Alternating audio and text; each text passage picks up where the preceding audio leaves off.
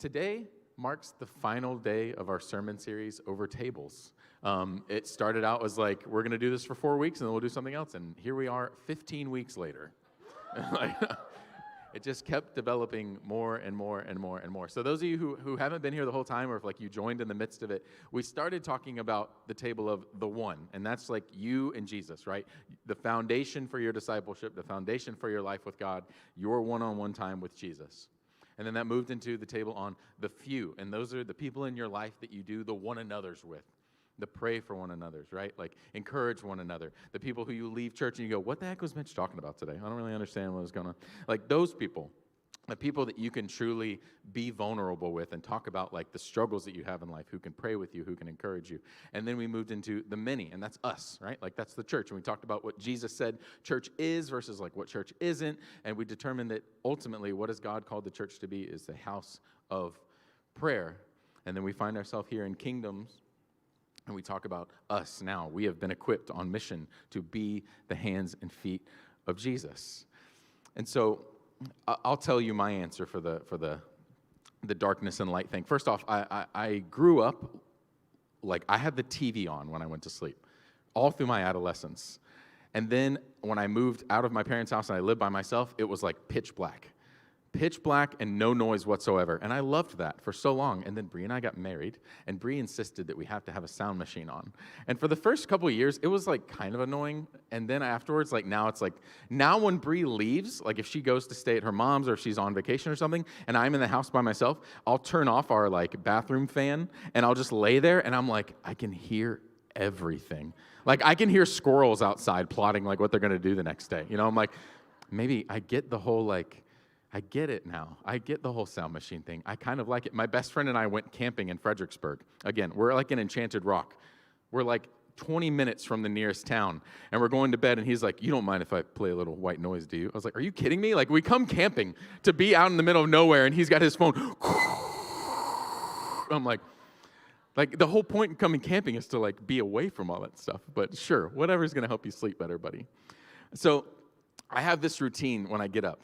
I get up pretty much the same time every day, and it's very dark in our room. We have an alarm clock where you can adjust the brightness, and I have it as far down as it'll go before it turns off. And so, like, when I wake up, that provides enough light to where I can get up, I can walk around the bed, I go to the bathroom and brush my teeth, put my deodorant on, and then I go to our closet, and I shut the door and turn the light on so I can get dressed. So obviously, I turn the light on, and I'm a little like, ugh, but I need to be able to see, like, what shirt I'm picking out, what pants I'm picking out. And then I turn the light off, and I walk back into our room, and all of a sudden, I can't see anything. And more often than not, I either trip over our dog, or I kick the bench at the end of our bed, or like I'm trying to go around to my side of the bed to get my headphones and to get my phone, and I'm trying to feel out like, okay, that's the edge of the bed. I'm trying to figure out so that I don't like wake up Brianna. And eventually, I get to the table, and I knee the table, and it hits the back of the wall. My phone falls on the floor. So now I've got my phone flashlight out looking for my headphones, and I'm like, my intentions were to not disrupt my wife, and I end up waking up everybody in the house trying to like navigate my way through the dark. And the thing is like whether we're going from a position of darkness into the light, or we're going from a position of light into the darkness, we have to allow ourselves to adjust a little bit first, right? Brianna and I went and saw, I don't know if you guys know this, they have Pride and Prejudice back in theaters for its 20th anniversary. It's pretty sweet, okay? So we went and saw Pride and Prejudice, and we came out of the theater, and like opening the main doors outside, I was like, I physically cannot open my eyes because my eyes are so adjusted to the darkness. And I was like, this would be a great opportunity for somebody to rob me right now. Like they would be like, I have a gun. I'd be like, I believe you. I don't know. Like, here, take it. like somebody should think about that. Or maybe don't. Maybe that's wrong. I don't know. Anyway. But either way, it's like when we go from extreme positions of like in the light or in the dark, it takes a while for our eyes to adjust to things. And we have to allow like the light to adjust, and you kind of, you know, just a little bit at a time. And that's kind of like, it's in a similar way, it's like when we are exposed to the light of Jesus. It's like when you first understand the truth, it's almost like shocking and blinding to some degree, right? And you kind of have to allow yourself to adjust to it and to move into it and understand what it really means for your life, you know? And so I want to talk about that today as we think about Peter.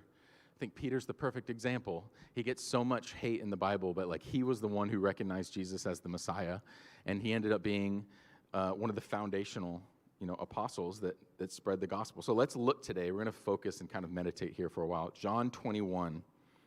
15 through 17. And actually, I'm going to give a little bit of context before we even jump into that part. So Jesus has been resurrected. He's appeared to the disciples twice already.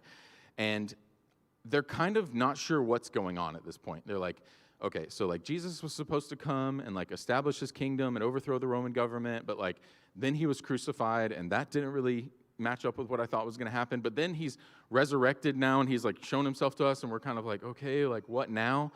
And so it says the disciples are kind of just sitting around and Peter goes, all right, well, I'm going fishing. Because like, what is Peter doing? Peter's like, I don't know what to do, so I'm just going to do what I know to do, which I know how to fish. So they go out to fish. They're trying to catch fish, and they don't catch anything. And then Jesus comes on the shore, and he stands there, and he's like, hey, dudes, have you caught anything? And they're like, no. And he goes, okay, throw your nets on the other side. They do, and then all of a sudden they catch more fish than they can really bring in. And then as they're standing on the boat, John is like, wait a minute. That's Jesus. Peter, being Peter, throws his shirt back on, jumps off the boat, and swims to shore to Jesus. Like, Peter is that guy. Because everybody else is still on the boat and has to, like, take their time, like, rowing back to shore. And Peter is already on shore with Jesus. Like, Peter's like that friend.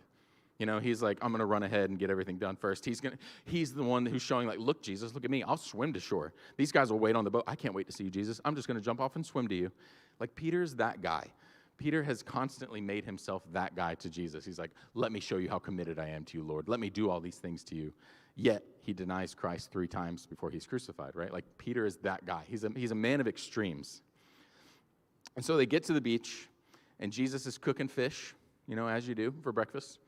And they all sit down, and they start eating. And this is where we pick up in John 21, verse 15. It says, after breakfast, Jesus asked Simon Peter, Simon, son of John. This is important. He doesn't address him as Peter. He addresses him as Simon, son of John, which was his real name. Jesus changed his name to Peter while he was his disciple, but now he's addressing him as his birth name. It's almost like, you know, when you get in trouble with your parents and they call you by your middle name? Like, that's kind of what's going on here. Jesus is like, hey, Simon, son of John, full name. And surely Peter's like, yes, you know, mine was always Mitchell Glenn, and I was like, okay, I'm in trouble. Something bad is about to happen to me. He says, Simon, son of John, do you love me more than these?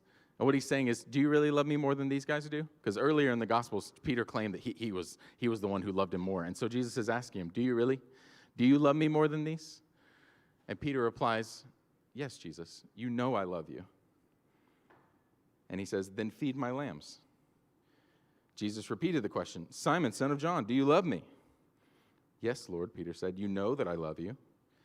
Jesus replies, then take care of my sheep. A third time he asked, Simon, son of John, do you love me? And this time Peter was hurt that Jesus asked the question a third time. He said, Lord, you know everything. You know that I love you. And Jesus said, then feed my sheep. What's interesting here is, like, again, being a word nerd, it's like sometimes taking like the Greek and everything, sometimes it can get a little finicky. Here, it's extremely important to understand the different usages of words here. The first 2 times Jesus asks Peter, do you love me? He's asking him agape. Do you actually, like the Greek word agape is like this overwhelming, like full dedication, full commitment, sacrificial type love. Are you willing to love me to the point of like sacrificing everything you have? And Peter responds with phileo, a friendly love. And like, we don't have a good equivalent in Spanish, you would say like it's te quiero versus like te amo, right? Like it's like a friendly love versus like a romantic love. In English, the only equivalent we have is like, do you love them or do you like love them? Like, that's the best equivalent I can give, because like we just don't have that hierarchy. But in Greek, there's like agape is like the highest form of love, like self-sacrificing love. And phileo is more of like a brotherly love, like a friendship. And so when Jesus is asking him, like, Peter, do you love me sacrificially? Like, you say you love me more than these guys, like, would you give your life for me? And Peter responds, yeah, Jesus, I love you like a friend. It's not like the perfect context, but like that's basically what Peter's communicating is like, yeah, Jesus, you know I love you like a friend. And then Jesus asks him again, Peter, do you agape love me? And Peter responds, Jesus, you know I love you like a friend. And then the third time Jesus asks him, Jesus changes into the philia, and he says, Peter, do you love me like a friend? Do you really love me like a friend? And Peter responds, he was hurt. His feelings are hurt. And he says, Lord, you know everything. You know that I love you. And Jesus says, then feed my sheep. Can you see the emotion happening in Peter right now? Can you see, like, Jesus is asking him agape, and he's responding in philia. And then even as Jesus asks him, do you love me as a friend? And Peter is hurt by that question. Do you realize that Peter is probably thinking back? Like, Peter is talking about going into a room with the lights on. Peter is that guy who walked into the room, was blinded by the light, but just started moving around and tripping over the bed. Like, Peter is just like, he starts flipping over the bed. He starts pushing over. He's like, oh, Jesus, you're the Messiah. Let me do everything I can for you. And Peter is just making a wreck of the room because he's just acting without thinking. Before his eyes is fully opened, he's just moving about the room, hurting himself, hurting things around him. And surely in this moment, Peter is thinking to himself, he's thinking back to, like, when he told, Jesus is telling the disciples, I'm going to go to the cross. And Peter's like, oh, no, Jesus, like, don't say that. And he's like, get behind me, Satan. And Peter's like, wow, okay, I'm Satan now, okay. Or they're in the Garden of Gethsemane, and, like, they're coming to take Jesus. And what does Peter do? He pulls out his sword, and he cuts a dude's ear off. And Jesus is like, Peter, chill, like, calm down. And then he's like, Jesus, I love you more than anybody. I will be with you to the day you die. He's like, I tell you the truth, you're going to deny me 3 times before the rooster crows. And what does Peter do? He's asked by multiple people, and he denies Jesus over and over again. Then the rooster crows, and that guilt hits him. Surely, Peter is reflecting on all of these moments as he's sitting there with Jesus. And when Jesus asks him, do you agape love me? Do you really love me more than these guys? Surely Peter is thinking back, and he knows the answer. No. I know my actions do not display that. And so what does he do? He downgrades that love that Jesus is communicating, and he says, I love you like a friend. I can say with conviction that I love you like a friend. It's not perfect love. It's not self-sacrificial love. But I love you as a friend. And then Jesus asks him, do you really love me as a friend? And Peter responds in hurt. He says, God, you know everything. Peter bows out from the conversation. He's saying, like, look, God, like, you know everything. Have you ever felt that way towards somebody? I know, like, with my son, it's like, man, I love my son, but then there are times where he's like, Dad, you want to play with me? And I'm like, not really. Like, not really. Like, I'm tired. I'm exhausted. I don't really want to sit on the floor and play with Paw Patrol toys. I don't. It's like my wife. I love my wife. And then there are times that I speak to her out of frustration, out of anger, out of pride. And so then if my wife was to come to me and be like, do you really love me? I have to go, yeah. Yeah. But do my actions speak that? Have you ever felt that with a friend? You say, like, reflect back to the way that you've treated them over the years or the way that you've behaved with them. And if somebody was to ask you point blank, do you really love them based on all this stuff that you've done? Would you not feel that burn of guilt in your heart to know, like, I do love them, but I don't love them in the way that I wish that I did?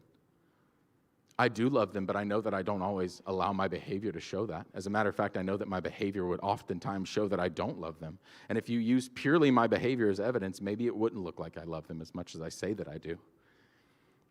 You feel that tension in your heart of like, no, I love you, and I love you the best I can, and I know that I fail. That's what Peter is communicating to Jesus right here. He says, Lord, you know everything. He's saying, Lord, you know that I love you. You know the depths of my heart. You know that I've done these things and I've disappointed you and I've failed you here and there, but Lord, you know what the intentions of my heart are. You know that. And what does Jesus say? He goes, well, stop cutting people's ears off. Start listening to me. No, Jesus doesn't go into this list of shame, recounting Peter's poor resume. What does he say over and over and over again? Feed my sheep. If you love me, show me. If you love me, then feed my sheep. This is Peter's recommissioning. Because surely at this point, Peter has discounted himself. After denying Jesus 3 times before he's crucified, surely Peter's like, all right, I'm out. Like, I've messed it up too far to be redeemed from this point. Surely I'm done. And Jesus doesn't sit down with him and go, Peter, we had such great plans for you. You had a bright future. But you messed it up. No. Jesus said, this is the rock on which I will build my church. Jesus doesn't go, geez, I must have got it wrong. Wrong disciple, I guess. No, Jesus knew what he was about. What is it about Peter that makes him capable of spreading the gospel? He has a humble and contrite heart. Jesus came and called disciples. If you look at it, it's funny. None of the disciples were like scribes or scholars. None of them were well-learned people in society. They are like blue-collar dudes. Jesus called like 3 oil well workers, a couple fishermen, like blue-collar dudes. Why? Because they have humble hearts. It's because the Pharisees and the scribes at the time, they had figured out life. The Messiah was standing in their face and they couldn't see it because they were blinded by their own arrogance.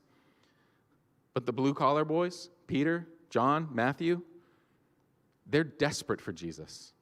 And that's far more important to Jesus than perfection. He's like, yeah, I know you screwed up, Peter. But what is your heart? Your heart is to love me, to serve me. I do see everything, Peter, and what I see in your heart is love for me. And that's why I'm recommissioning you. Go, feed my sheep. I'm not looking for you to be perfect. I'm looking for you to keep your eyes on me. You fell off the horse. Get up. Let's go. What a beautiful encouragement that is. Let's move forward to verse 18. It says, I tell you the truth, when you were young, you were able to do as you liked. You dressed yourself and went wherever you wanted to go. But when you are old, you will stretch out your hands and others will dress you and take you where you didn't want to go. Jesus said this to him to let him know by what kind of death he would be glorified. This is Jesus basically telling Peter, like, look, Peter, you're going to die for me. This doubt you have in your heart of whether or not you're going to serve me well, Peter, you're going to die for me. You're going to be crucified for me. And I was reading a commentary by John MacArthur, and John MacArthur was like, surely this was inspiring to Peter. And I was like, really? I don't know. But again, taking somebody much wiser than myself, taking their position in consideration, think about Peter. Think about all of his actions throughout the Gospels. Peter he just jumped off a boat and swam to shore. They're like probably 50 yards out. He could have waited 10 minutes. But he's like, no, jumps and swims. Peter's cutting dudes' ears off. Jesus gave no command to cut somebody's ear off in the Garden of Gethsemane. Like, totally peaceful, fine. Peter's just like, I'm ready to go. Like, and it was a servant, too, also. It wasn't even like one of the main dudes. The servant's probably like, dude, I'm just supposed to be here to deliver a message. What are you cutting my ear off for? Peter is like that guy who's just ready to go. When they're sitting with the disciples, Jesus asks Peter, who do they say I am? Peter's the only one bold enough to say, you're the Messiah. We know that Peter has this bold heart. So maybe, just maybe, by Jesus saying, look, Peter, that commitment that you doubt in your heart, it's there. You're going to die for me, Peter. You're going to be such a threat to this world for the sake of the gospel that you will be put to death. The enemy knows that you're such a threat to the good news being spread that he will want you to die. That's how committed you are, and that's a warrior that you are for the gospel. Surely that would be inspiring to a man like Peter. Surely Peter's like, heck yeah. Dude. Molon labe. Let's do this thing. Anybody get the Greek reference? No? Okay. Peter is like ready to die at this point for Jesus. And Jesus is just rekindling that passion in him. Like, you are going to be that guy. You are that guy. I called you for a purpose. Going back to verse 20. Jesus says, follow me. And then Peter turned around and saw behind him the disciple Jesus loved. This is a really funny way. This is John talking about himself. Throughout the Gospel of John, John refers to himself as the disciple that Jesus loved. Kind of like, okay, John, we get it. So he's saying, Peter turned around and he saw John sitting there. And he said, what about him? Like, you just asked me to follow you. What about John? And Jesus replied, if I want him to remain alive until I return, what is it to you? As for you, follow me.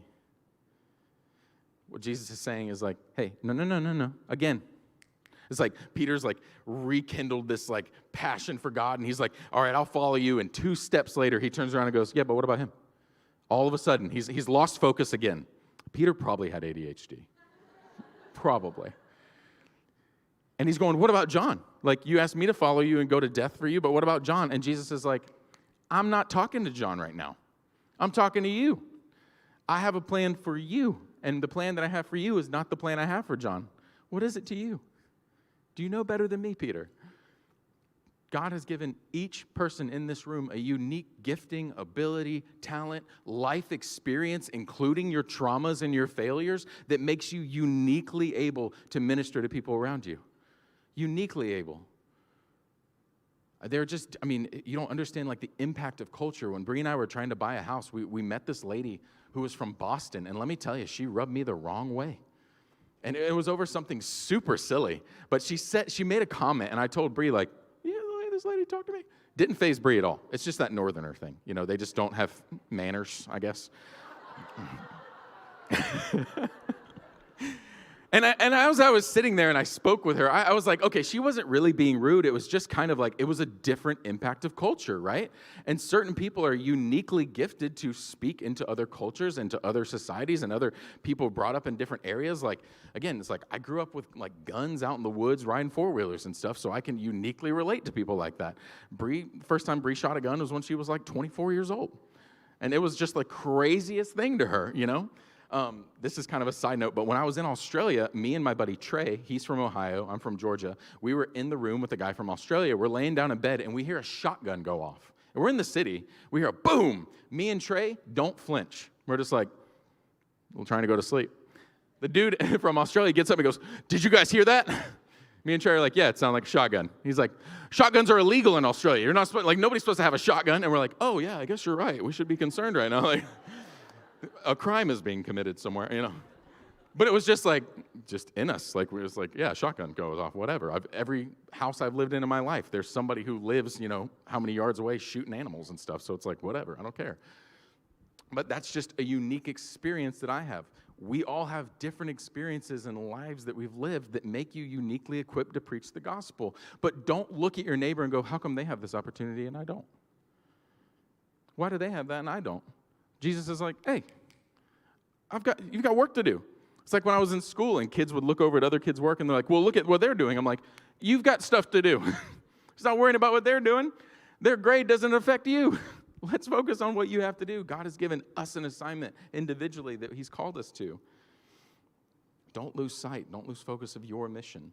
Our mission is to make disciples of the nation, but he's uniquely equipped you to be a warrior in that. And so how do we provide light in the darkness for people? Gently. When I was a teenager, I had a futon, and it was like in the middle of my room, which was a unique layout. But the futon was like metal bars, and so the bed would kind of like easily slide one way or the other. And the way my father would wake me up, he would gently open my door. He would come sit on the edge of my bed, and he would rub my back, and he would go, "Wake up, little Mitchell, wake up." Wake up, little Susie. Like, he would just make his own lyrics up. And he would rub my back, and like I would probably like wake up, but like I wouldn't be conscious yet, you know? So I'm just like, okay, Dad. And he would go away, and he'd come back a little later. He'd go, "Hey, buddy, hey, we got to get up for school. You got to take a shower, got to eat some breakfast, got to have some fun. You're going to go learn some stuff." And I'm like, okay. So I start like getting up a little bit slowly. He may even come in a third time, and he's like, "Hey, buddy, hey, seriously, I have to drive you to school, so like I need you to get up, buddy, okay?" So my dad was like extremely gentle in the way that he woke me up. My mom, first off, there was always the claim that like this is the fourth time I've been in here, and it's like, I haven't seen you since last night. What are you talking about? But my mom would come in my room, kick my mattress, and it would slide off of my bed onto the floor and fold me over like a little taco. Joke's on her, it was actually pretty comfortable, so I would just stay there. Like, so I would just slide, boom, and it would just close me up, and so I would just be like, whatever, I'm good. And then she started like pulling the blankets off of me, and she's like, "Go take a shower." So I go lay in the shower and fall back asleep in the shower. You know, it's like when you have the gentle inspires, the gentle encourages, right? The rough, the abrasive, the bold. It did not inspire me to get up. I was just like, no, I don't want to. She'd flick the lights on and everything. My dad never would turn the lights on, is always gentle. And so that's how we are to be on mission for Jesus. We're not looking to be like flashlights in people's eyes, right? Our lives are supposed to be testimony, right? That gentleness of like, we want people to see the love of Christ in us, not be shouted in the face, not shine in the eyes like a flashlight. I thought about bringing a flashlight and doing that to y'all, but I was like, I want them to be super mad at me. we're supposed to be gentle. And the other thing is, once, in the mornings, once my eyes adjust to the light, I can see pretty well. And you can ask Bree. I treat our house like a cave. Like, if Bree's not home, I keep the lights off. And I don't know if that's just like maybe some inherent dad energy in me, like, why are the lights on? Turn the lights off. I don't know. I just like having the lights off. Like, I'm like, the window's letting enough light. I don't need anything. But Bree will come in, and Bree starts turning lights on. She's like, it's like a cave in here. Like, turn the lights on so you can see. Me and Hezzy are just chilling on the couch, just in the dark, I don't know. That was just funny. It kind of bridges my next illustration, but whatever. The point is, like, once we have our eyes adjusted to the light and we can navigate and see, it would be ridiculous for us to have somebody come in that room whose eyes are not adjusted and they start knocking into things or they're groping on the ground, and for us to just stand there and look at them and be like, look at this idiot. They can't see anything. That's how, when we treat people who are not believers like they're groping around in the dark and like they're stupid, that doesn't inspire them to open their eyes to see the light. Rather than staring at them, watch them groping around in the dark and go, you just don't get it. Walk over to them and lead them to the light. Help them to see where their obstacles are. Help them to be led into a place where they can see, right? Standing on signs, holding pickets is not a way to help them see the light. Loving them, like meeting them where they're at, because that's the thing, there's no depth. Is there any sin greater than that can be covered by the blood of Jesus? The answer is no, by the way. So if there's people in your life who you're like, wow, they're like so far gone, they're too far gone. No, they're not. There's no depth that they could crawl to that would separate them from the love of Jesus. None. So we can't look at people and say, they're too far gone. No, they're not. It might take them a little more work to get back to the door. They might be deep into the room to where they need a little bit more guidance to avoid some obstacles to get back to the light, but they're not too far gone. They're not too far gone to be saved. But we can't just look at them groping around on the ground and be like, wow, I wish somebody would do something about that. We do something about that. We have to be the light to the world. As we close, it's appropriate to look at Peter's letter, his first epistle in chapter 2, verse 9. It says, yes, you who trust him recognize the honor God has given him. But for those who reject him, the stone that the builders rejected has now become the cornerstone. And he is the stone that makes people stumble, the rock that makes them fall. They stumble because they do not obey God's word, and so they meet the fate that was planned for them. But you are not like that.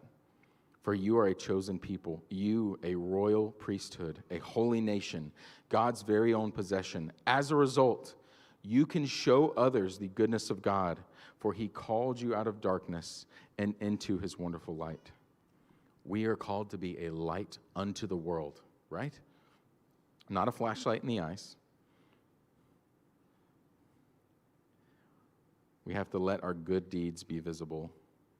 We're not asking you to show off. It's not showing off, but it's encouraging you for our lives to be examples to people. It's like nobody knows how much you, or what is the phrase? Nobody cares how much you know until they know how much you care. It's like my students in school. You would watch them with another teacher, just hit them with truth all day long. But then, like, they would be mean. And then, like, they wouldn't really care about their life. It's just like they're just hitting them with truth. Well, truth just bounces off if I don't know how much you care about me. But when you build a relationship with somebody and then you go, hey, you've missed it here. That stings, right? It says, what is it, faithful are the wounds of a friend? It's like, when I know that you care about me and you're willing to correct me, that hits differently. And so in order to have that impact on somebody, we have to invest in their life enough and care about them enough to where those words can correct them. Because if you just go up to the next person you see who doesn't love Jesus and you go, you're doing it wrong, they're like, another hypocritical Christian who just like yelled at their waiter in Chili's. We have to let our lives be an example. That's what this whole series of tables is being about. It's like there's not tiers. It's not like, oh, I'm at the one, and then I'm at the few, and then I'm at the many, and now I can go do mission. No, it's all together. It's all together. We have to continuously be attached to Jesus and with our eyes on Jesus in order to then exist in healthy community, in healthy church, to be on mission healthily for people and for the kingdom. We have a mission, and we have to choose to fulfill it by example. Amen?